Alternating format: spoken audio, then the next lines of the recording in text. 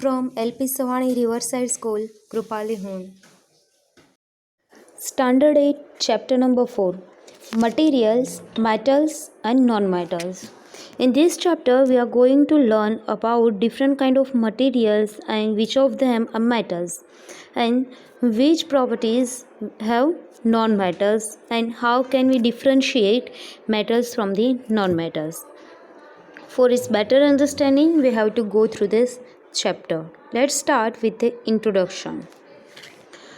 You are familiar with a number of materials like iron, aluminium, copper, etc. Some materials have been given in the table number for 1. Iron, coal, sulfur, aluminium, copper. These all are objects you almost all of you seen this. Appearance is dull or shiny, you have to mention here in this column, and hardness, about very hard or not very hard, you have to mention here for each and every material or object. Can you name the materials which are metals? Yes, we can give name as like iron, aluminium and steels. The rest of the material in table number 4.1 are non-metals. From this table we can say iron is a metal, aluminium is metal, but we don't have idea about copper, coal and sulfur. So by further reading of the chapter we can conclude about this rest of 3 also. Metal can be distinguished from non-metals on the basis of their physical and chemical properties. Recall that luster and hardness are physical properties. Luster and hardness are the physical properties. 4.1 Physical properties of metal and non-metals. Which kind of the properties metal and non-metal have? Physical means we will going to see. Have you ever seen a blacksmith beating an iron piece or an iron nail made up from or an article made up of the iron like a spade, shawl on axis? These are the tools which generally used in the agriculture mostly. Do you find a change in the shape of these articles on beating? Of course there will be. Would you expect a similar change if we try to beat a piece of coal? No, coal will be broken out. We can't beat the coal. Means beating is the property of metal. That's why we can conclude that coal is a non-metal. Activity number 4.1. Take a smooth iron nail, a coal piece, a piece of thick aluminium wire and a pencil lead. Beat the iron nail with a hammer. We have to beat the iron nail with the help of hammer. But take care that you don't hurt by beating the iron nail. Try to hit hard.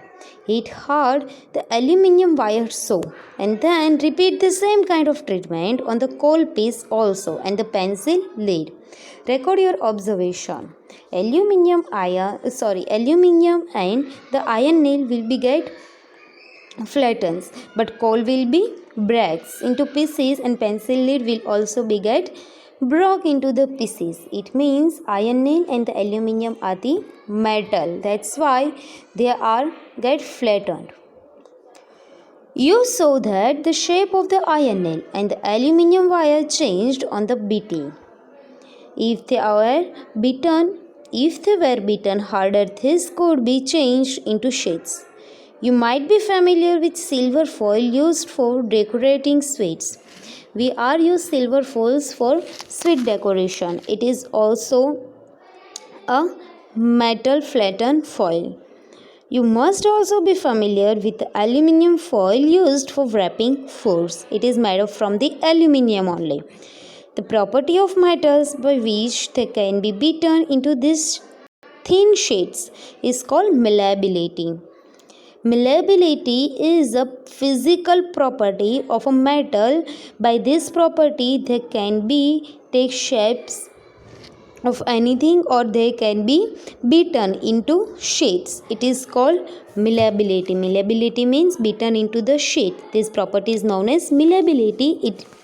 Metal have the malleability property. This is a characteristic property of metals. As you must have noticed, materials like coal and pencil lead do not show this property. Can we call these metals? No, we can't call this metal because they are comes under the non-metals. Can you hold a metallic pen which is without a plastic or wooden handle and not get hurt? It's impossible. We definitely will get hurt when we hold the hot metallic pen without the handle of wooden and plastic. Perhaps not. Why?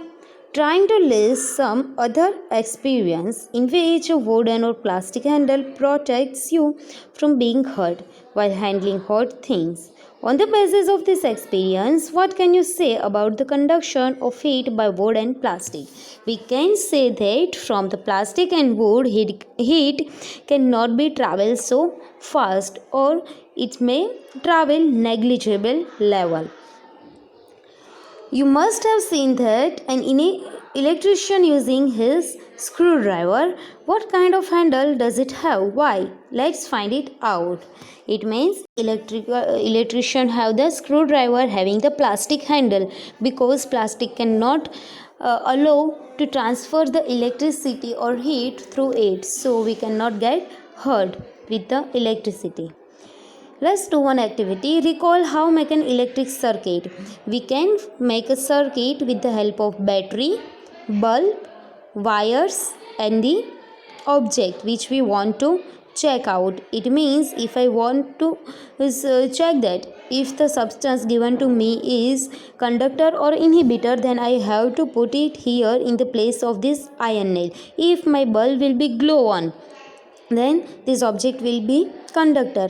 But if I am putting here something and connect it with the wire but my bulb will be not glow, it means the object which I put here is a inhibitor of the electricity. Now, whether electricity can pass through an object or not, you might have performed the activity with various objects in class 6. Now repeat the activity with the materials mentioned in the given table. Observe and group these materials into good conductors and poor conductors. You can group it into the poor conductors and the good conductors, because poor conductor is also known as the insulators. Yes, not inhibitor, it's a insulators. Iron nail will allow the bulb glow, means it is a good conductor. Sulfur, you have to check it by your own, but because you don't have this all component to perform wall experiment, you can just study it. Coal pieces and copper wire. Sulfur may not bulb glow on, but coal pieces will also be not glow on the bulb, but copper wire can. With the help of copper wire you can on the bulb. You observe that iron rod, nail and copper wire are good conductors, while rolled sulfur pieces and coal pieces are poor conductors. It means sulfur and coal will be poor conductors.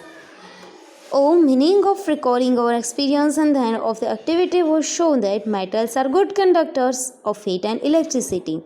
It means you learn it in the class 6.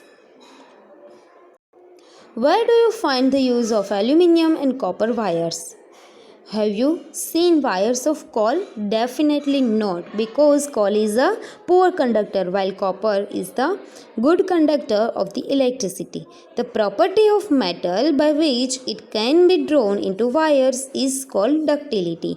Malleability means metal can convert into the shades into the shades. It is the malleability, while the ductility means metal by which it can be drawn into the wires. It is known as the ductility.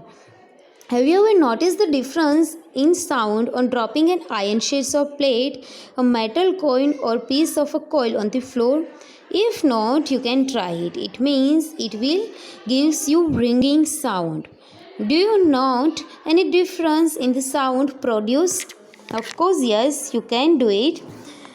Have you seen wooden bells in the temples? Can you give a reason? No, wooden will not gives you ringing sound. That's why you have to use the metal bells, because metal can gives you ring like sound. The things made of metals produce a ringing sound when they struck hard. Suppose you have two boxes similar in the appearance, one made of wooden and the other of the metal. Can you tell which box is made of metal by striking both the boxes? Of course, yes, we will strike with both the boxes, and the box which will give us ringing sound, it is made up of the metal. Since metal produce ringing sound and this property of the metal is known as the sonorous. The materials other than the metals are not sonorous. This portion we will see in the next session.